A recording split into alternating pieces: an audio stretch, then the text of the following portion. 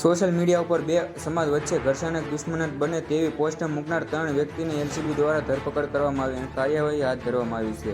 આહિર સમાજ અને ભરવાડ સમાજ વચ્ચે દુશ્મનાત બને તેવી પોસ્ટ મૂકનાર અને રીલ મૂકનાર 3 વ્યક્તિની એલસીબી દ્વારા ધરપકડ કરવામાં આવી છે.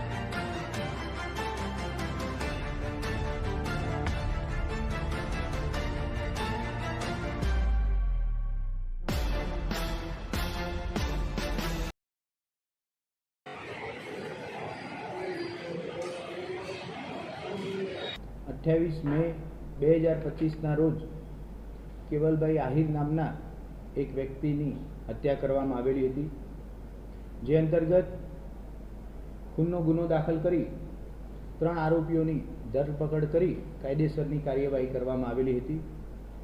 આ ઘટના બાદ ભરવાડ અને આહિર સમાજમાં જ્ઞાતિ પ્રત્યે વૈમનસ્ય ઊભું થાય અને પરસ્પર અલગ પ્રકારની લાગણી ઉદ્ભવે એ રીતના સોશિયલ મીડિયા ઉપર રીલ્સ, સ્ટોરી, પોસ્ટ વગેરે પ્રકારના મટીરિયલ અમુક ઇસમો દ્વારા પ્રકાશિત કરવામાં આવેલા હતા.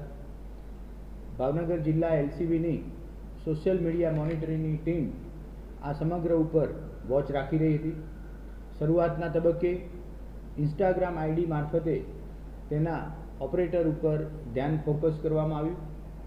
ત્યારબાદ ગંગાજળિયા પોલીસ સ્ટેશનમાં ગુનો દાખલ કરી 3 આરોપીની ધરપકડ કરવામાં આવેલી છે.